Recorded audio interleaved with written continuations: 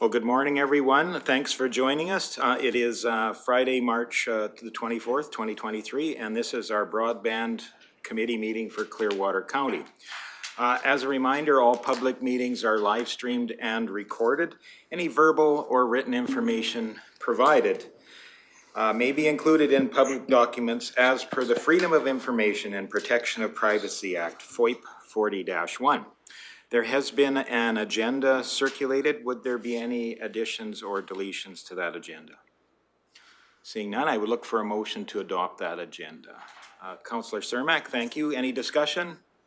All in favor? And that is carried. Thank you very much. Also, the minutes from the previous meeting of, I'm looking for the date. Nope, sorry. February, oh sorry, wrong side of my desk. February 8th, 2023 were circulated. Would there be any errors or omissions to note? If not, okay, thank you very much for that. Any additional discussion? All right, all in favor? And that's carried. So that takes us down our agenda to item 4.1, and that is Broadband Core Project Update Report.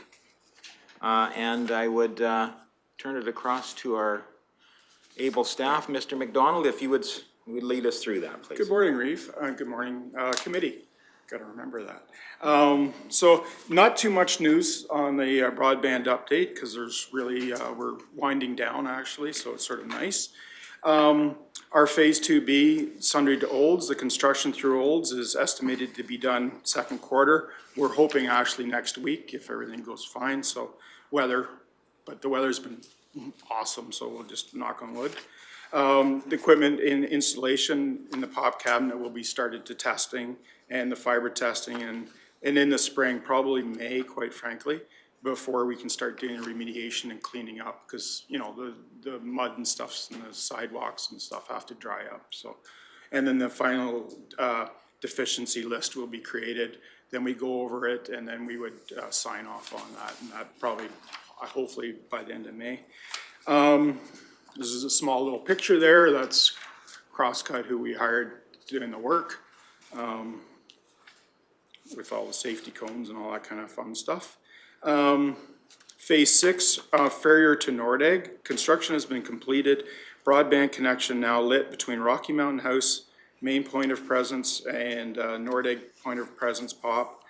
Nordegg Public Services Building and Nordegg Lift Station have been actually connected, and we're working on using them as a function. And the Discovery Center is to be connected shortly. We're actually just waiting for the snow to melt a little bit around the footings before we, or the wall there. It's a little bit of a mess in the snow, so we didn't want to start digging in the mud and making a bit of a mess because I know there's a little bit of cleanup to do. The Farrier Tower, the equipment's being tested, is ongoing. And Nordegg Tower is exactly the same thing because again, it's lit. Not too much else really. Expressions of interest are still out there, and discussions are ongoing with respondents, and third-party requests for EOIs are going to be posted again on second quarter. So I'm thinking we're just going to post it again and see if there's more interest out there. We're trying to keep that an open door. The EOIs as an open door of interest. Anybody that has business ideas or wants to work with us, we try to keep that door as open as possible. Really, that's all to the broadband update. If there's any questions. Deputy Reeve Melhoff, please. Thank you, Reeve. Now that the public services building is connected and the Discovery Center is connected, when can the community expect to be able to connect with an ISP to get service? Well, and that's something that through this committee we'll be discussing. Okay, thank you. Any additional questions? Councillor Cermak, please. The equipment and the pop-in, is all set up, all in, just needs to be tested? Well, we've got most of the equipment in. We physically have all the equipment. Some of it still has to be racked or installed and then tested. So I'd say like 90% of the stuff's in. Okay. One other question. Do we have to have a backup generator at that pop too? No, we don't. We've got battery backup and like a larger battery backup. And then we have direct pole. There's a presence for, I can't remember the name. I think it's Fortis that we're connected to there. So we've got their backup, and then, so we've just got a larger battery backup there as opposed to a generator. There's not a physical enough space to put a generator. Okay, so everything should go, and that should be like in the second quarter, Yeah, right to Rocky. yeah, That whole line should be up and ready yeah, and raring to go. yeah. Perfect, thank you. And I guess a question for me, if there was a problem at the Olds point, we Yeah. were still secure from our point of presence here to be Yes. able to light our network, is And that then correct? that's where the construction out from Red Deer here on that other line. We're still waiting for, the construction they've started construction. They're waiting for some parts to light that up. So we'll have redundancy there then, but we actually have redundancy already through another provider just in case. So we will actually, right now, we've got, when we're done and dusted, we'll have three redundant loops, sort of things. Just, it gets slower as it gets worse, but, done that. So when we're done with the second redundant loop, we will get rid of the third one. But right now, just, as we, grow or mature,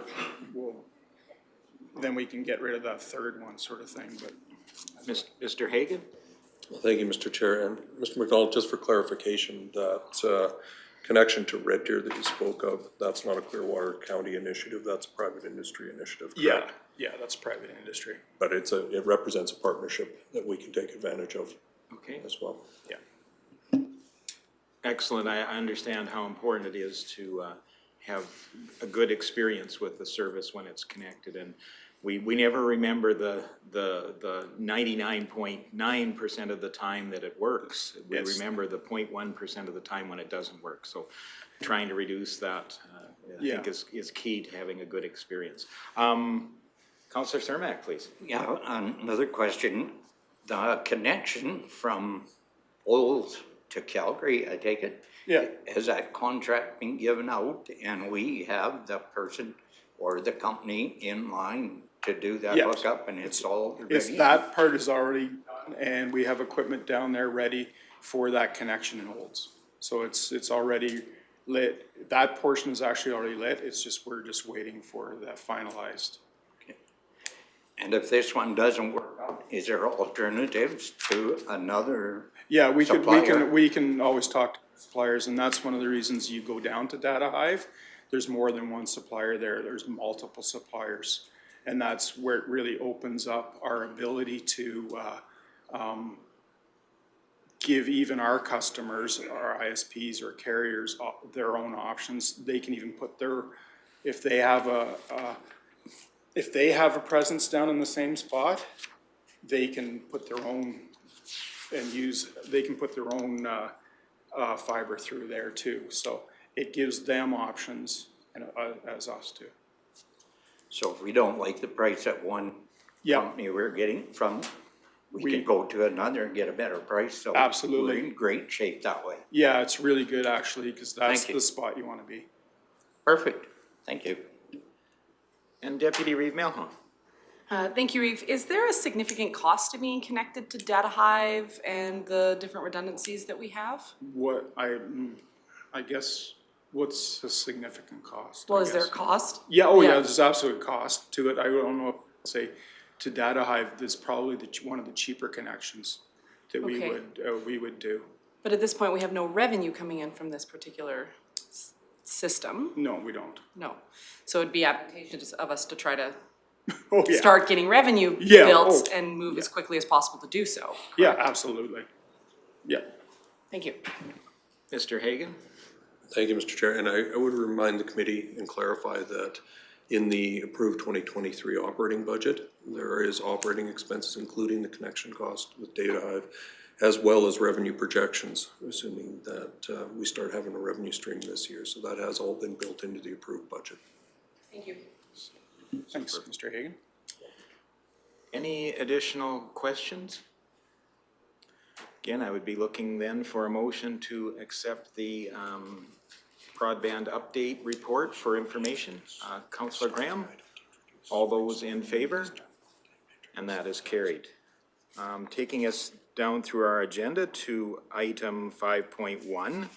Excited this morning to have a delegation from Rigstar Industrial Telecom. And maybe we'll start with a round of introductions, and I'll go to Councillor Graham. Good morning, I'm Sydney Graham, Councillor for Division 2. And good morning, Jordan Northcott, Division 4 Councillor. Welcome, Jenny Melhoff, Division 1 Councillor and Deputy Reeve. Good morning, Daryl Lougheed, Councillor for Division 3 and Reeve. Welcome, Brian Cermak, Councillor for Division 6. Hello, happy Friday. Michelle Swanson, Division 7. Good morning, Murray Hagan, Director of Corporate Services. Good morning, Cam McDonald, Information Technology Manager. Good morning, Rick Emmons, CEO. Good morning, thank you for having us. Murilo Gelfi, Rigstar, Project Manager. Good morning, Alex Crosby, Rigstar, Sales Engineering. Good morning, Michelle Perry's Director of Operations with Rigstar. Good morning, I'm Howard Mears, Director of Business Development at Rigstar. Well, terrific. Thank you so much for joining us this morning. We're very excited to build our relationship with you and excited to see what you have to present to us this morning. So I'll turn the floor across to your team and please go ahead. Okay, thank you for having us. As you know, we were selected as the successful proponent for the Managed Services Operator Scope. And our presentation today will explain more about who we are, what our capabilities are, and some of our project experience. So Rigstar Industrial Telecom was established in 1998. This is going to be our 25th anniversary coming up. We have a small ISP in southeastern Alberta called Abnet, which we acquired in 2006. The company is headed up by our CEO, Dan Grisdale, and our Director of Business Development, Brent Grisdale. We are a certified non-dominant carrier with the CRTC. We're a communication solution specialist, systems integrator. We do have a data center located in downtown Calgary, Alberta, with 4 Tier 1 ISP interconnects. And as well as that, we have a 24/7 network operations center based out of our headquarters in southern Calgary. And we have certified network analysts there, and it provides 24/7 support to our customers. We have experience with private LTE, Internet of Things networks, which we launched in 2021. And we also do rapid deployment, and that's throughout Canada and the US. We have offices located in Alberta, BC, as well as Texas, but we provide services all throughout Canada and the United States. This is just some health and safety information. We have current NFORM certificate, IS Networld and HSE Canada compliant, COR, and etc. This is a little bit about our quality management procedures. We do have defined and documented quality management procedures with closeout reports. We constantly measure and update those metrics, management control and reporting. This is going to be a bit about our primary service offerings. Our data center in Calgary is, as I said, has 4 interconnects with Tier 1 upstream providers. And we have interconnects between key locations, environmental controls such as air conditioning, fire suppression, as well as a variety of security measures, access control, encryption, monitoring physical security, and backup and disaster recovery. Our Network Operations Center provides 24/7 monitoring, real-time threat detection, network visualization. We can detect any deviations or deviations from expected service with immediate alert notifications to our technicians in the NOC. We have 24/7 live customer support with Tier 1, 2, and 3 escalation. And we also have more security features at the NOC to detect internal and external attacks and to protect against emerging threats.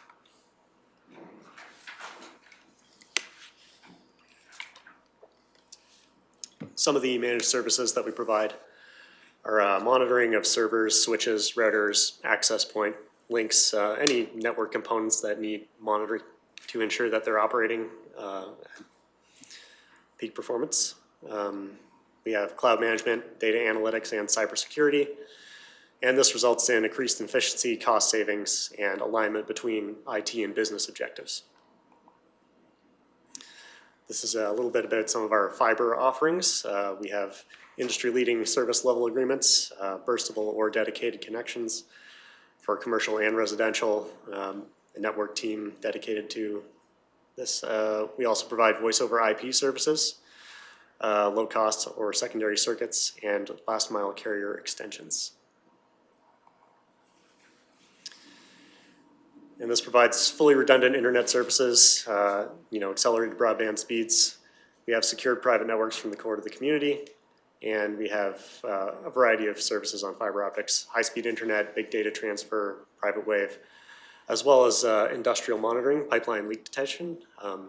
There are a variety of other functions for fiber optics besides just data transmission. You can monitor industrial processes or vibrations for intrusion detection, things like that. As I mentioned before, voice over IP, managed Wi-Fi services, IPTV services, and video monitoring.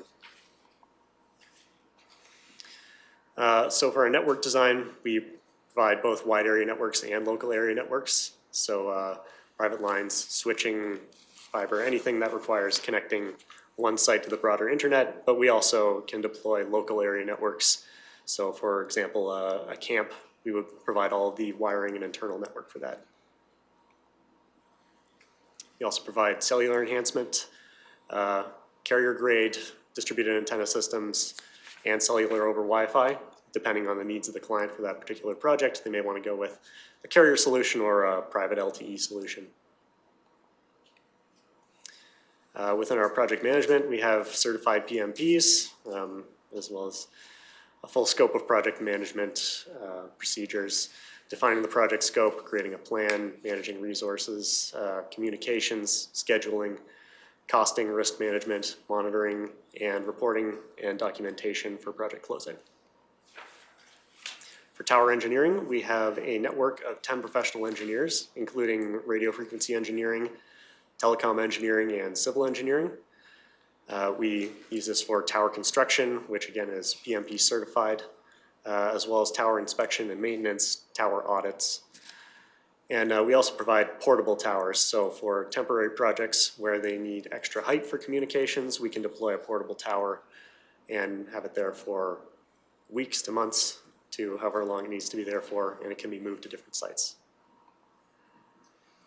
For fiber optics, we have a full suite of services, both on the design and installation side. Single mode or multi-mode fiber, trenching or direct burial, patch panels, indoor, outdoor fiber solutions. For termination, we can do fusion splicing, inspection, maintenance, and the usual suite of testing services, OTDR, and network audits. This is an example of some of our solar-based remote monitoring. So this would be a fully self-contained solar CCAN solution that can be used for, there's a variety of things these can be used for. They can be used as individual communication stations, or they can be used for camera monitoring. So for security or for time lapse of construction, and that provides 24/7 monitoring and support as well. Internet of Things, this is for essentially low bandwidth, long range deployment. So for instrumentation monitoring, you can do these for long life cycle deployments.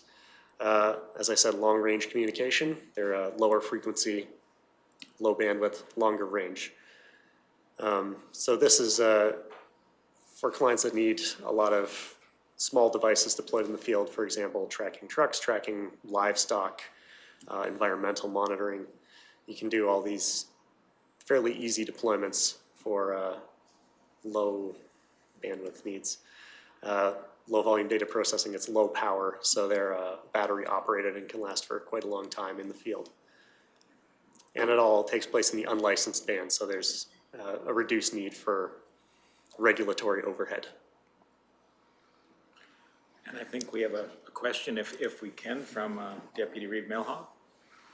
Thank you, Reeve. Yeah, just before we get into the project experience, this is a big list of things that you do provide.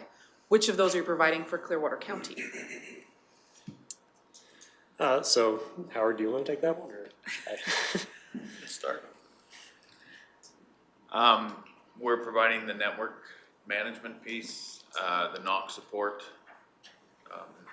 So that will be supporting the ISPs and or carriers or anyone else that's on your network or on the backbone of your network. Yeah. To me, the best way to think of it is that we are managing the assets that are owned by the county. So we're taking care of what stands between the county and the ISPs who are going to be providing the services to the end customers. So the backbone network and selling bandwidth off of that network to ISPs, network maintenance and monitoring, that sort of thing. Thank you. Go ahead, please. Thank you. So one of the projects that we worked on recently is for Satellite Cree Nation. They recently built out a fiber network there. And we coordinated with the prime contractor on this one. We installed fiber optic cable throughout the community. We did termination and splicing and testing, and that should be going fully live this year. For TC Energy, we had quite a bit of involvement with the communications for the Coastal GasLink project. We're the telecom service provider for the whole project, 12 campsites over a 600-kilometer span. That was high-speed fiber and microwave wireless WAN. Two-way radio systems. We constructed 8 mountaintop repeaters for this project. And within the offices, we had business office, local area network, video systems, phone systems, print services, television services for the camp. And again, for all of this, we provided 24/7 customer support from the Network Operations Center. So customer support, monitoring, and maintenance. For Siksika First Nation, we were the ISP provider, or an ISP provider for the community. We did tower construction and decommissioning, as well as sponsoring some projects within the community, or projects, events, that sort of thing. In Drumheller, we designed and constructed a 150-foot tower. So this was permitting, engineering foundation, tower construction, and commissioning.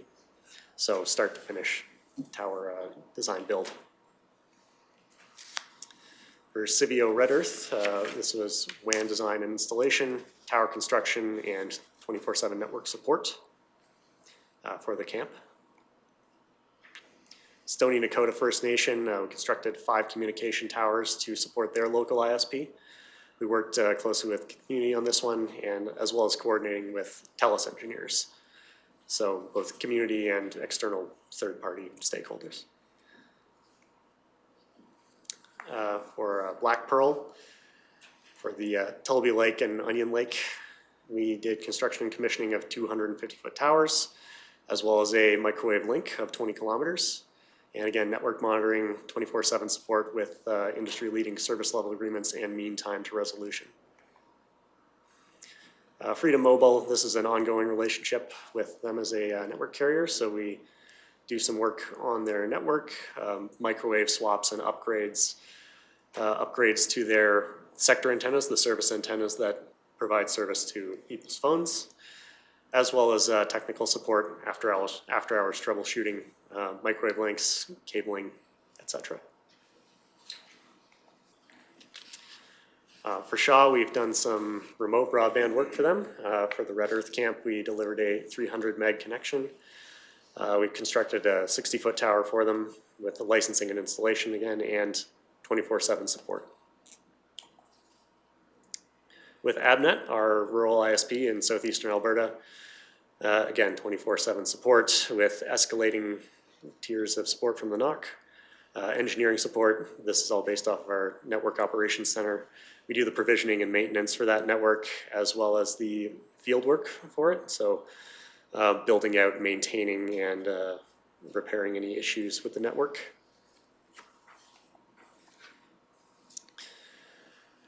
We provide a variety of internet packages from the ISP with unlimited data and sponsorships within the community. Here are a few examples.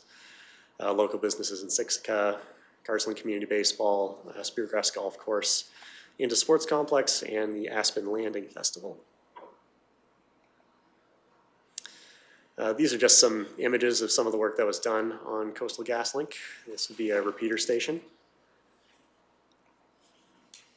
Some of the sites are quite remote, helicopter access only. So for both construction and maintenance, everything would need to be brought up by helicopter. This is an example of the varying weather conditions that can be seen at these sites. It can be quite clear or a bit chilly, as you see, challenging conditions to work in. This is a photo of during construction. That's one of our teams building it, the repeater station. And this is an aerial shot of the location. And for the Clearwater County Network Operator Scope, are there any questions on the project experience before I move ahead? Well, certainly there was a lot of information there, and I'm, Yes, I realize. I think I've been an excited person of interest around all things related to broadband and internet, and I know there's a number of acronyms in there that I don't recognize, so I know there could be many questions, but I appreciate what you presented so far. Look to council for questions. Councillor Swanson, please. Feeding off that comment, may I suggest that we have an acronym list with those and ongoing? That would be very helpful. Yeah, sure. Thank you. Good idea. Yeah, I know we. Oh, for sure, and this council is very eager to learn as much as they can about this this project as we move forward, and I've seen from your presentation how that's continually expanding. It's the services provided by broadband really set good goals for the future, and I think being able to prepare for that future is very important. Councillor Cermak, please. Yeah, I know very little about high tech. I hate computers and everything. I'm from the old school. But the thing that hit me off is tier 1, 2, and 3 support. What is tier 1, 2, and 3 support? Yeah, so tier 1, 2, and 3 support means that you have escalating actions as a problem is worked through our support system. So the first tier would be opening a ticket with our Network Operations Center, and if they can resolve it remotely from the office, then that would be resolved at tier 1 support. And then tier 2 and 3 would be moving up to putting people into the field to resolve a physical issue, and then escalating to the project management level if there's something bigger at play. And during all of that, if damage occurs or our backbone fails or something, can you pinpoint where that failure is? Or do you have to go out and search for it? It would depend on the specific issue. So again, some things may be detectable from the office and pinpointed from the office. But if there's an issue between where that problem is and what we can see from the office, then someone would need to physically go and check on it. So for example, with a fiber break, for example, you could go to one end of the fiber and use one of the fiber testing tools we talked about, an OTDR, which basically sends a pulse of light down, and you could see from the return time of that pulse of light where you have an issue. So is corrosion a problem in our pedestals that we have along the highway? I think that would more be a question for administration. Yes, I think that would have to be deferred to administration specifically. Typically, it's glass, so glass doesn't corrode. That being said, there's metal components on there, but they're typically or should be stainless steel, so they have a long lifespan. Okay. And the other stuff that is the tracer wire that goes in there, and that's copper, and that does corrode over time. Yep. But think I'll be long gone before the copper corrodes. And everybody, but it does last a long time. So at my age, I don't need to worry about it. Well, at my age, I don't have to worry about it, I don't think. Thank you. You're welcome. Councillor Swanson, please.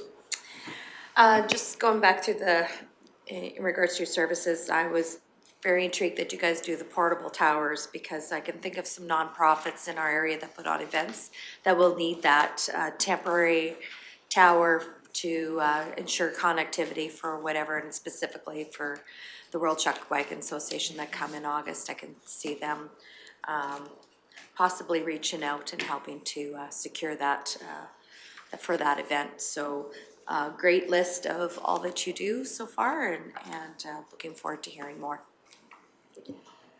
And Deputy Reeve Milhoff. No? Oh, well, if it's on. It knew more than me, I guess. I was gonna wait until you guys were done the next part of this, but you have extensive experience within multiple jurisdictions across the country and everywhere. How do you think our program is so far, and what can we do to make it better? Well, from at least what I've seen personally, I'm quite impressed with the network that's been built out. Having been to quite a variety of sites, it's nice to see something that's well organized and seems to be put together correctly. In terms of improvements, do you have any thoughts at the current point? Yeah. I don't. I think that would be something that Min would have to look at and speak on, so. If you were building it, you wouldn't have any suggestions on how it can be improved? At this time, no, yeah. Excellent. Mr. Hagan? Thank you, Mr. Chair. I might add, from administration's perspective, one of the things we're really excited about in partnering with Rigstar is the experience they bring to the table. They're experts in their field, and we're looking forward to continuous improvement throughout not only the construction of this project, but the ongoing provision of service to residents and businesses in the county. So I think we will find opportunities as we go along. I'm delighted to hear that they're impressed with what we're doing so far. That's a good confirmation. We're on the right track. But there's always room for improvement, and we're looking forward to having them make suggestions to us throughout the term of our partnership and continually improving on things. So I think it's going to be a very good relationship going forward. Additional questions? Well, I would certainly comment that I'm very impressed with what I've seen so far. Our broad experience throughout the industry. It's got my wheels turning about how good this is going to be for our community as we start to have our community use their wheels and let their wheels turn and see how they're going to be able to use this system as it develops out. Anything more that you would like to add right now, or we can continue on with oh, sorry, and a question from Councillor Northcott. I do have a question. It's just regarding, sorry, excuse me, regarding the health and safety. It's not very often that I get to see the ISNet and ComplyWorks.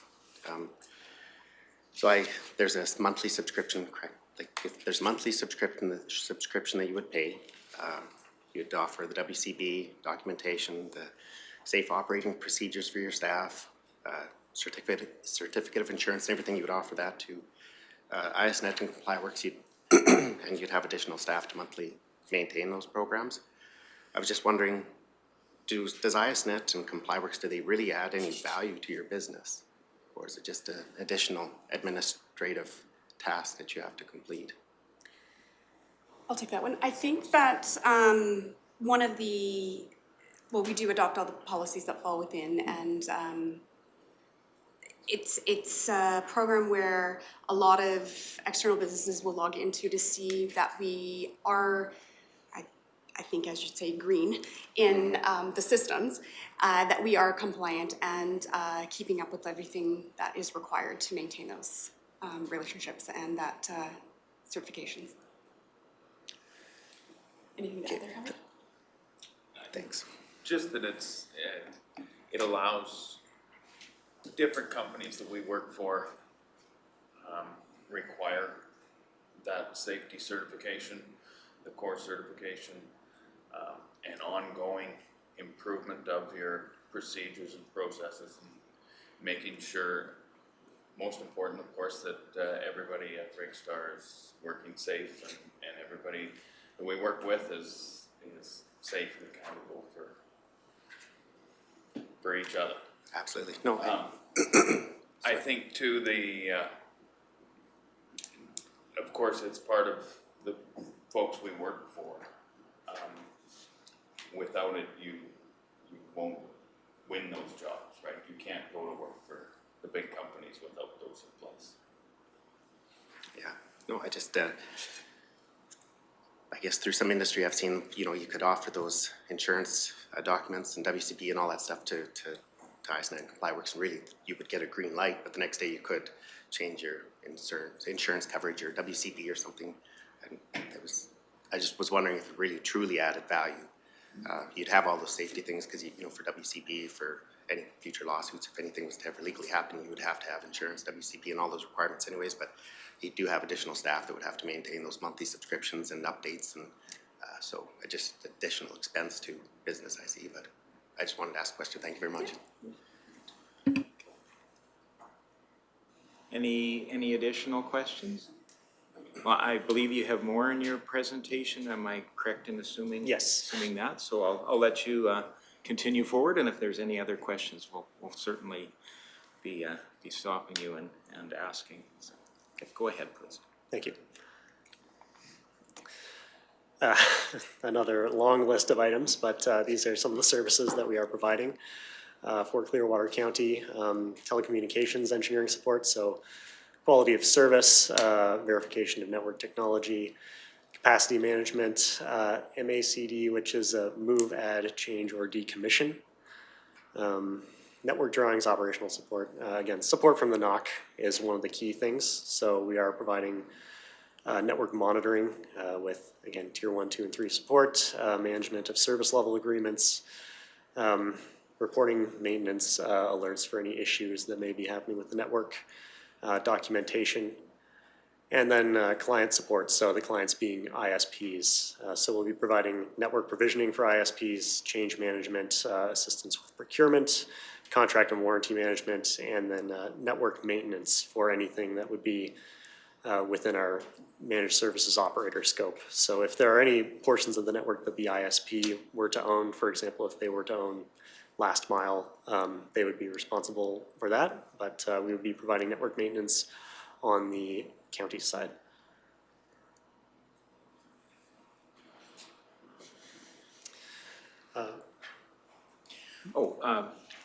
Deputy Reeve Melham, please. Thank you, Reeve. Historically, last mile is where most issues seem to happen. In speaking with other groups, that's where they see the biggest concerns happening is in that last mile. Would it not be advantageous then for us to have direct insight into that last mile to ensure that it works at the most optimal possible? Yeah, I mean, in terms of that scope, I think that would be a question for administration to answer. Mr. Hagan. I think it's going to depend on the future of the rollout of the project and decisions made by this committee and by council as well in terms of county ownership and service provision. Right now, our direction is core backbone, and that's what we've contracted for support is the extent of our assets and supporting that network to the extent that the county owns it. If the county were to own beyond that to final mile, we certainly would be looking to expand on the contract with Rigstar to provide that support. Barring that, if it's private sector that owns that, then as our representatives here have stated, that's not our property, so we'd have to work that out with the ISPs to support that. So my answer in summary is it all depends. It all depends on the future and where we go with this project. But speaking not metaphorically, but just in general, last mile is where most of the complications with these projects typically happen, right? So it would be my understanding if if the county's ownership or directive was to own that, the last mile, then we would probably be using Rigstar to be able to manage that part of that system for us. But if it was owned, that last mile or that last few feet were owned by an ISP, then it would be up to the ISP to manage that. Yes, but regardless of ownership, the last mile is where the most complications often occur, regardless of who owns it. Whether it's an ISP, an individual person, us, you guys, whoever owns it, that's where the most complications typically occur, yes? Could be part of Ulster. Even philosophically. Mr. Emmons, and then we'll go to Mr. McDonald. Thank you, Vlad. Habit. To do my best to answer the question, from my experience, which is limited, I would answer yes. The hardware being on that final mile. I will say not totally focused on the final mile. Also with my construction background, many lines hit just through activity, other utilities crossing, our own road construction crews. So there's definitely work to be done there as well to mitigate. But yes, most of the electronics, from my understanding and involvement, is more likely to require the long-term maintenance, upgrading, servicing. Perfect, thank you. I might just comment, my experience quite often is that it's the last arm's length where most of the problems join up, and that's really from between this thing, the computer, and your arm, so. But did you restart it, reboot it yet? Yeah, that's it. Plug it in and out. Get a big hammer. There you go. That solves a lot of problems. Councillor Cermak, please. To follow up with CAO Rick Emmons, who is responsible for locating our line when people are doing line crossings? Does Rigstar do that, or do we have to do that? Mr. McDonald? We've hired Rigstar to do that, and they manage it, and even for call-ins and for one call, they deal with that. So you as a person that's gonna come up and dig our line, you have to call one call, and they manage that for us. Okay. As part of the contract. And any maintenance that happens, they look after splicing everything? Yeah, absolutely. Perfect, thanks. Councillor Northcott? I had no comment. Okay. All right, I'm seeing no other lights on other than you folks, so if you'd like to continue on, that would be terrific. Okay, thank you. So, training, we provide the system management and training for the existing technology, new technology, and network expansion. And for warranty equipment suppliers, both hardware and software, emergency fiber response, maintenance and repair for both the fiber optics and the power and UPS at, for example, the POP sites, status reports, and any network-related licenses. This is just a bit about maintenance. So we would have site maintenance for the point of presence buildings, or POPs, as well as the central office. Fiber handholds, manhole inspection and repair, wireless sites, sector antennas, tower maintenance for the initial 2 towers that have already been built,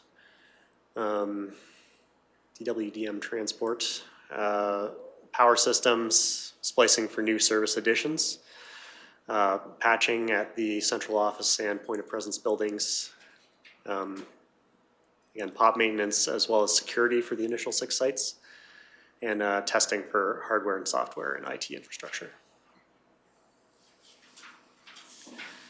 This is just a sample of our process slide. I know I believe you've been provided with this. I don't think it's necessarily going to provide a lot of insight at this scale, but this is just to show the initial system that we set up, for example, for a new sale of bandwidth to a potential ISP.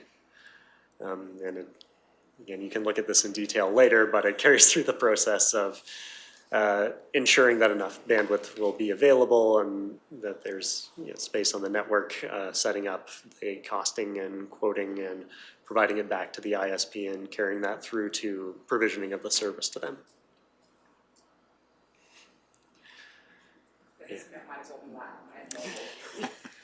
Sorry.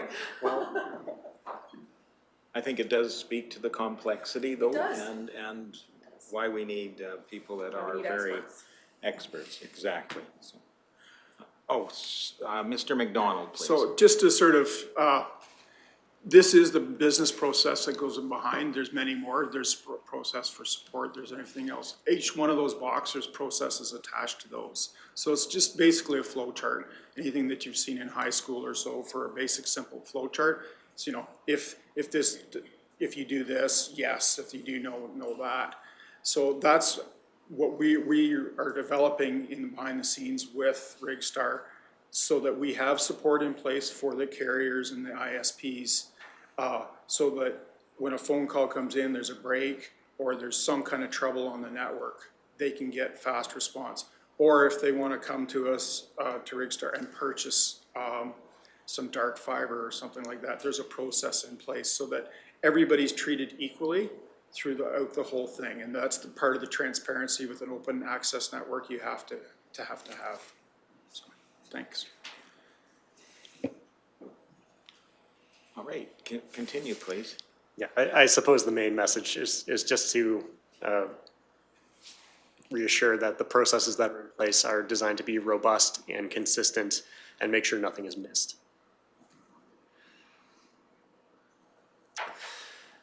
This is a bit about the alarms that would be detected at the knock. So this is all falls under monitoring and maintenance. So the knock will receive, process, and analyze the alarms, proactively identify and resolve issues. This would be almost like automated tier 1 support, as we discussed earlier. And then there would be automated or manual responses depending on the issue, notifying Clearwater County and any other related stakeholders, automated scripts and remedial actions. And this improves network visibility, it provides early detection of issues, and it results in reduced downtime and outages or higher overall reliability and availability of the network. I think maybe if I would just comment, I think that's one of the greatest things of having a responsive network operator to problems when they occur. People have become accustomed to some of the larger telcos having very long call for a remedial action. If your telephone line, for instance, doesn't work, we can expect recall or times of weeks, let alone days or hours. So I think it's very important that we have a network operator that is responsive to the needs of those on the network. And I think people do use broadband almost continually, and having an interruption of that really is it's not just a disruption of life, it's really truly a disruption of all things around life. So anyway, enough soapbox stuff, but thank you for presenting that as well. And we've discussed this earlier on, but this is just essentially a flowchart diagram of tier 1, 2, and 3 escalation at the knock. So it's the same as what I described earlier. See if we can resolve it from the office, see if it needs to be resolved physically, and then if it needs to be escalated to a management level.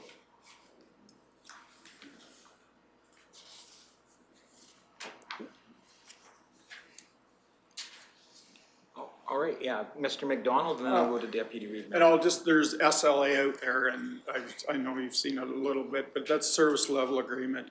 And that's between us, we would have a service level agreement with Rigstar, and also carriers, ISPs would have between us a service level agreement, which means 99% uptime, all these other things. We respond in a certain amount of time to fix your break, all those kind of things that we put in place, and that's part of the contractual commitments that we make with Rigstar, they make with us, and then we make with the end users, i.e. the carriers and ISPs. That's great. Thank you for capturing those benchmarks and stuff within an agreement. That would be terrific. Deputy Reeve Milhoff, please. Thank you, Eve. In particular, I really liked on slide 39, staff augmentation and network expansion. So if changes were made to our network after decisions being made of council or policy changes, et cetera, your company seems prepared in order to augment those decisions and respond to them. At any capacity level? Or will there be a time delay in a decision made here and you guys being able to expand your ability to assist us, or yes, no? Michelle? Sure. Yeah, well, I think that that would be, short answer, yes. But we would be dealing contractually with administration and we would work that out, but we're, definitely here to support and have a long-standing relationship with Clearwater County. So. Follow up? Please. Will someone be located in Rocky Mountain House? What is your responsiveness in the greater Clearwater area? And what is your responsiveness typically to an issue within the network? So I think that is, pardon me? No, actually, Marla, do you have specifics on that today?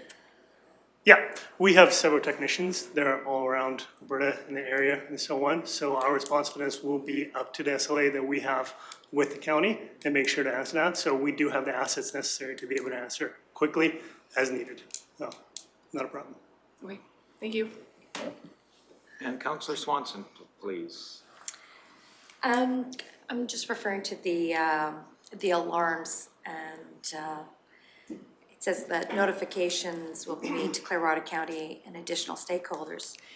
Would I be correct in assuming that the additional stakeholders would be the carriers or ISPs that are involved on that system, if it's a break on their particular infrastructure, if they own it or they are the owners of that? Is that what I'm assuming? That's right. So the alarms would come to us or knock, and we would then pass that on to the ISPs that will be affected if it's part of the backbone of the Clearwater County.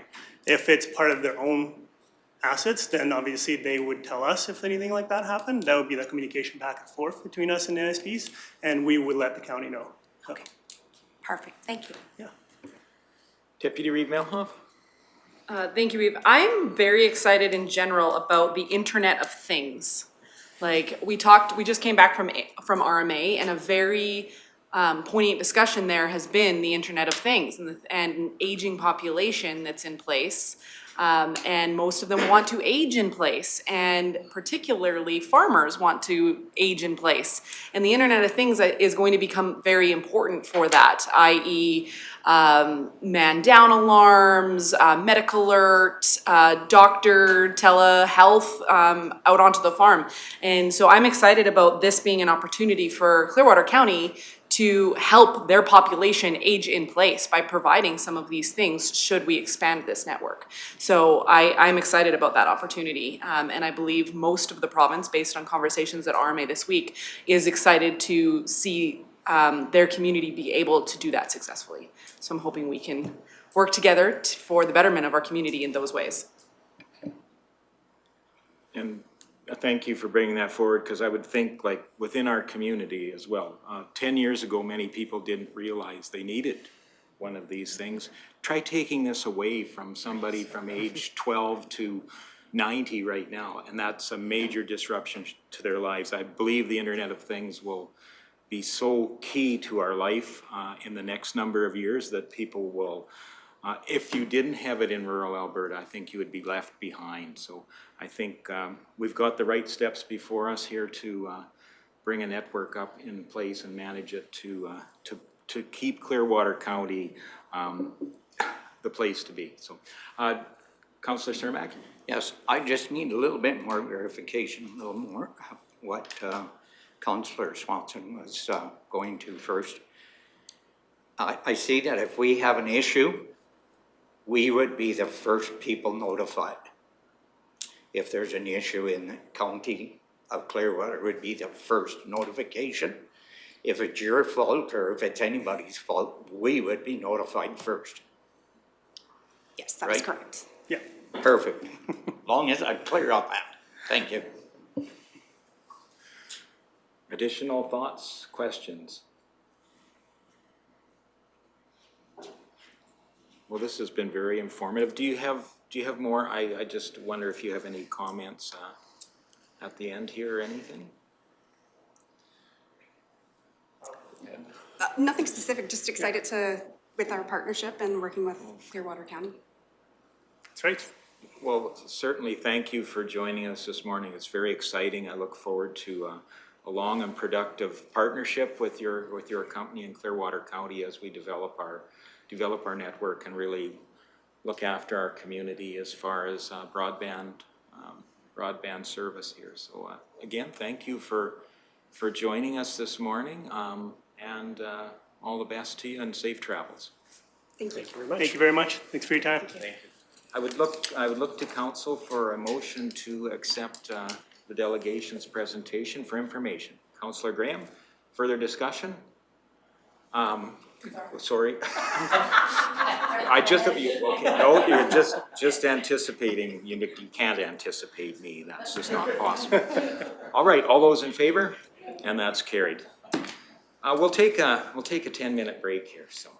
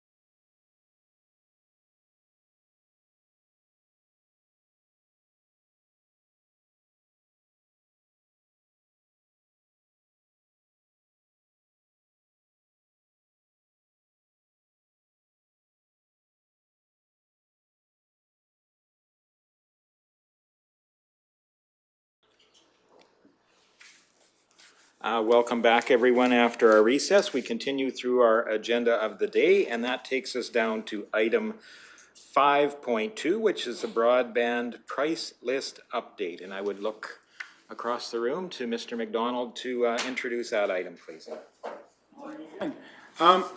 Staff recommendation. The staff recommendation is that committee approves the updated broadband list for Clearwater County's open access broadband transport network to telecommunications service providers valid until 2023.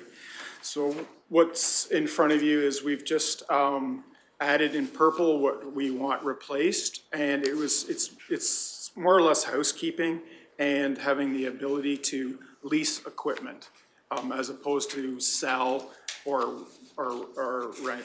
Mostly our tower equipment is what it is. So we've received several inquiries from ISPs regarding the possibility of leasing wireless equipment owned by the Clearwater County, located in Ferrier and Nordegg towers and other towers that we may make in the future too. The suggested leasing price will cover the cost of the hardware. The attached revised offer price sheet on Section D, tower attachment co-location fees reflects the following changes. And that's the in purple font on the next page, Tracy, sorry. I should have been paying attention more. So it's not that page, it's, Is that six? sorry, the fourth page. Okay, there we are. The very last page, thanks Tracy. And that's really some additions and a delete, and it's really just to sort of housekeep and clean up because of the questions we've asked. So these are what we've put together of costing after doing some research for those one thing. So the first one is we're gonna delete the one attachment item. It was a little confusing in the terminology. One attachment could be just one radio, even though they wanted 4. So what we're replacing that with is aperture, and that is typically radios come in 4s, north, south, east, and west, each at a point. So that whole circle is called the aperture. So we would be leasing that aperture section, not just one radio each way. So you would get that. So it's just a clarification in terminology and more of an industrial standard verbiage for, I know it's a little, took me a little while to get around it too. But that's what that is. The other one is, and that's the second one. And then we added a three-year lease option for rack space, because they would need rack space if they want to put their own equipment for rental. And that was just a verbiage change. And then the other one was a 3-year rental option of the wireless equipment itself. We've got a certain amount of money put into the wireless equipment, and us not managing and renting it out, we wanted to give them that leasing option or rental option. And then we don't have to manage it, so we can do that fairly easily. So that was the changes, and I'm just looking for some questions. Sure. I'm sure there is. Councillor or Deputy Reeve Mailhawk, please. Thank you, Reeve. How many ISPs or companies are utilizing this already? Like, that have accessed our network or renting tower space? Nobody as of yet. We haven't signed anybody. This is one of the reasons that we haven't signed, because we didn't have the right verbiage in the contracts to do that. Okay, but even the other types of things that we offer, different stranding, different gigabyte connections, like on the other pages, nobody has uptaken any of that either? We're working with EOI, our expression of interest people, daily, working on contracts and stuff like that. So. Okay, so they're very interested, just nothing as of yet? Yeah. Okay. Thank you. Mr. Hagan? And just to add to that, my understanding is that those discussions have been very fruitful and productive and positive. So again, looking at our budget, we're anticipating that we're going to see some revenue sometime in 2023. So I think we will have updates for this committee in the future, not too distant future, as to actual sales and rental. Thank you. And Councillor Graham. My only question is surrounding the maintenance part of the lease. Should it specifically say to a county standard? Or is that being a little too nitpicky? I can add that in. Okay, I think that's absolutely a good idea. okay. And we should actually maybe even go a little further and say county and federal and provincial standards. Okay, I think all levels. I think that's a great idea. Thank you. okay, I will add that. thank you. Good. Any additional questions? And on the topic of nitpicky, I'm curious about the 2352 number. Was 2350 not quite enough? Or I'm just trying to understand why we have that very distinct number. Mr. Hagan? Perhaps being the resident bean counter, I can help with that. What we did is, we looked to our consultants to, give us a recommendation on a price that would allow the county to recoup the cost so that we're not out of pocket at the end of the day, and something that is both fair to those companies wanting to lease our equipment as well as not undercutting the private sector either. And so what they did was a present value analysis, and yes, it came out to those numbers. We could have rounded them off, we didn't, we just pulled the numbers off their analysis and put it in, so. No, I can That's how we appreciate, ended I up there. appreciate that. I understood it was probably something like that. All right, any further discussion on this item? Again, we'd be looking for a motion to approve this price list. I think that was the wording. That committee approves the updated broadband price list. Would anybody be willing to make that motion? Deputy Reed Melhoff, further discussion? Seeing none, all those in favor? And that is carried. Thank you very much. Takes us down to the next item on the list, which is in closed session. So we will need a motion to move into closed session. Councillor Swanson. Okay, thank you. Any further discussion? Seeing none, all those in favor? And that's carried.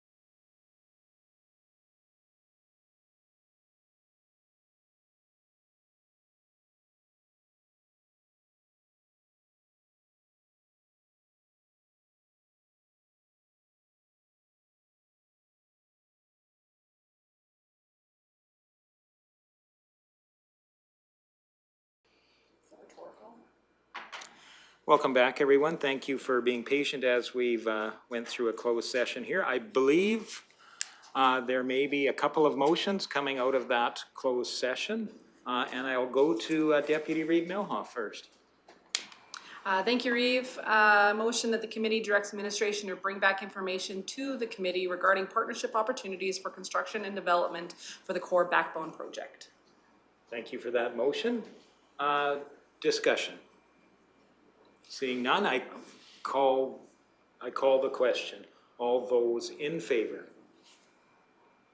Okay, that's carried. Thank you very much. And now I may be a second motion. Looking to Division 7 for that motion. Sure.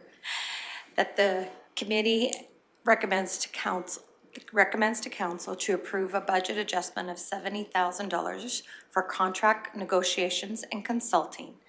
That the 2023 broadband capital project budget be increased by $70,000 and funded from the broadband restricted surplus. Okay. Discussion on that. Seeing none, I call that question. All those in favor?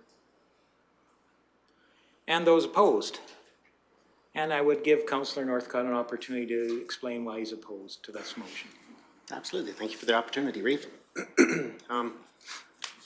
With the current rate of inflation in society, deteriorating infrastructure through many municipalities, there's an ever-increasing demand on social programs and the need for additional funding in those programs.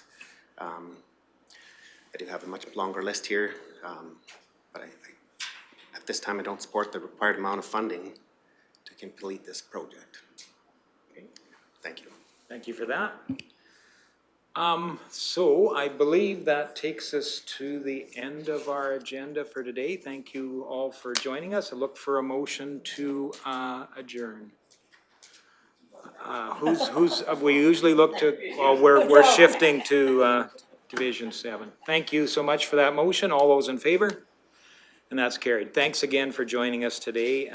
We'll see you again very soon.